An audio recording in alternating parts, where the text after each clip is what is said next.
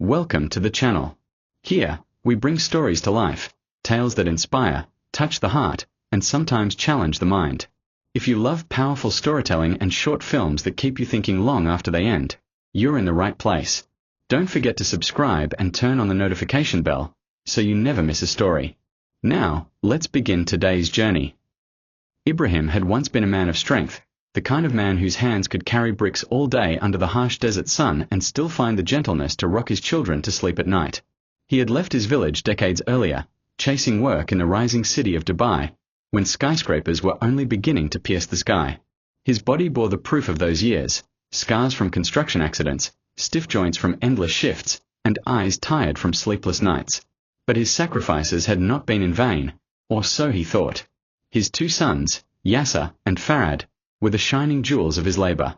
He had worked himself to exhaustion so they could study in good schools, wear clean clothes, and grow into men of status. He never regretted a single moment. Even the hunger he endured in his youth seemed worthwhile whenever he looked into their young, hopeful faces. Now, in the twilight of his years, Ibrahim sat in a small flat, sipping lukewarm tea from a chipped cup. At 78, his health had begun to betray him. A persistent cough rattled his chest, his body grew weaker with every passing day, and sleep often brought more pain than rest. Still, he carried hope in his heart. He dreamed of the day his sons would come home from work, greet him warmly, and share stories of their lives. In his imagination, the grandchildren he had yet to meet would sit at his feet, begging for tales of how he built his life brick by brick. It was this vision that kept his spirit alive, even as his body withered. But as time passed, Ibrahim began to notice a gap between his dreams and reality. His sons, though successful in their careers, rarely visited.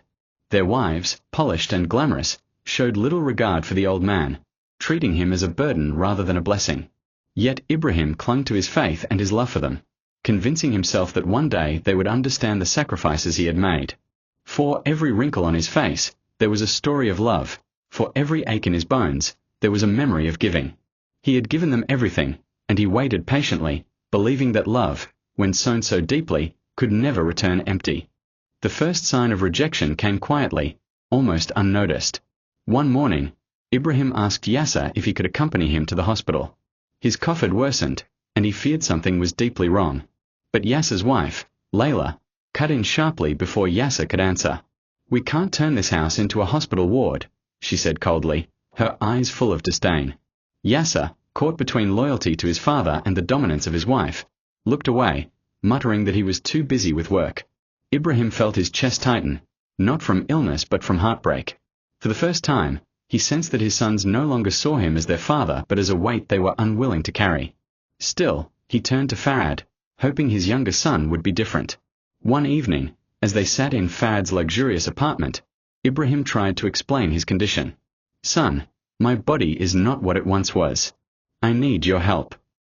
But Farad's wife, Mariam, interrupted with a voice dripping in scorn. "We are starting our family, Ibrahim. You should not bring your problems here." Her words pierced deeper than any blade. Farad remained silent, his eyes fixed on the floor, unwilling to challenge her. The old man rose slowly, his weak legs trembling, and left the apartment in silence. Behind him, the door closed with a finality that echoed in his heart. In his small flat that night, Ibrahim lay awake, replaying every sacrifice he had ever made. He remembered the nights he went hungry so his children could eat, the years he endured scorching heat to send money home, the endless prayers he whispered for their success. Now, as his body failed him, those same sons turned their backs. Alone in the dimly lit room, Ibrahim wept, not for his illness, but for the love that had withered in the hearts of the very children he had raised with so much care. Far away, in another part of Dubai, a man named Khalid searched tirelessly for a father he had never known.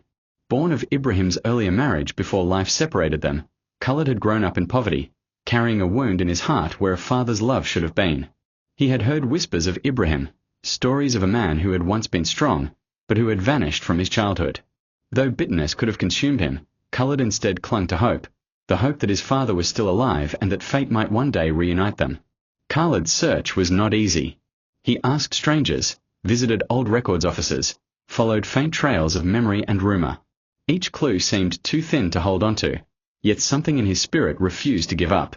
Months passed, and still he searched. At last, one evening, A neighbor mentioned an old man living alone in a modest flat, sick and frail, with 2 sons who no longer visited. Khalid's heart raced. Could it be him? Guided by desperation and faith, he went to the address, uncertain of what he would find. When the door opened, Khalid froze. Before him stood a man bent with age, his face lined with years of hardship. Though frail, the resemblance was undeniable, the same eyes, the same curve of the mouth. "Father," Khalid whispered, his voice trembling. Ibrahim's breath caught as he stared at the stranger before him. Then recognition dawned, and tears filled his weary eyes. "My son," he murmured, collapsing into Khalid's embrace. In that instant, years of loss and longing melted away, replaced by the warmth of a love reborn. For the first time in months, Ibrahim's heart felt whole again. While Ibrahim found comfort in Khalid, Yasser and Fad's lives began to unravel. Their pursuit of wealth had driven them into dangerous waters. Both had engaged in fraudulent schemes at their companies, falsifying accounts and siphoning funds. For a time, their lies bought them luxury, the cars, the penthouses, the jewelry for their wives. But greed is a fire that consumes everything in its path. Whispers of corruption grew louder, and soon, investigations began. One evening, as Ibrahim sat with Khalid watching the news, the screen showed a shocking scene. Police raiding offices, employees being escorted out in handcuffs. Yasser and Fad's names flashed across the ticker, accused of massive fraud. Ibrahim's prayer beads slipped from his trembling hands as he watched his sons, once celebrated, dragged into police vans like criminals. His heart ached, not with pride or anger, but with sorrow. These were the sons he had carried in his arms, now shackled by their own greed. Tears streamed down his face as he whispered, "Oh God, have mercy on them." The trial was swift and merciless. Evidence piled high against them. Falsified records, stolen funds, betrayal of trust. Their wives wept in court, but their tears did little to sway the judge. In the end, Yasser and Fad were sentenced to long years in prison, their wealth seized, their reputations destroyed. News of their downfall spread across Dubai, their names synonymous with shame. Ibrahim sat silently as Khalid held his hand. He did not rejoice in their punishment. A father never rejoices in his child's fall. But he could not deny the justice of it.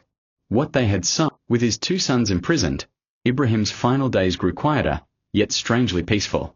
Khalid had filled the void they had left, caring for him with a devotion that astonished everyone.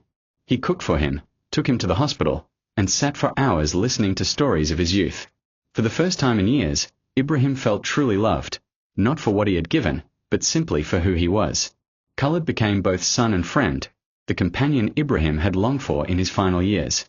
As Ibrahim's illness worsened, he knew his time was near. One morning, with sunlight streaming softly through the curtains, he called Khalid to his side. His breath was weak, but his eyes still shone. "My son," he whispered, "you found me when I was lost. You gave me love when I had none. You are the blessing I never expected, the answer to prayers I did not know I prayed."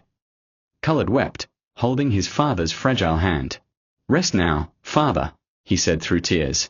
"You are not forgotten. You will live in my heart forever." Ibrahim passed away that day, his face peaceful, a faint smile resting on his lips. At his funeral, Khalid stood alone at the grave, lowering his father into the earth. There were no other sons present, no wives, no grandchildren, only the one child who had returned. But Khalid carried his father's legacy forward, telling his children and grandchildren of the man who had sacrificed everything. And though Ibrahim's life had been marked by betrayal, it ended in love. For in the end, it was not the sons who had abandoned him that defined his story, but the one son who found him and gave him peace. Thank you so much for watching this story till the end. Your time and support mean the world, and it's what keeps this channel alive. If you enjoyed it, please give it a thumbs up, share it with someone who loves good stories, and don't forget to subscribe so you can join us for the next one. Until then, stay inspired, stay creative, and keep the love for storytelling alive.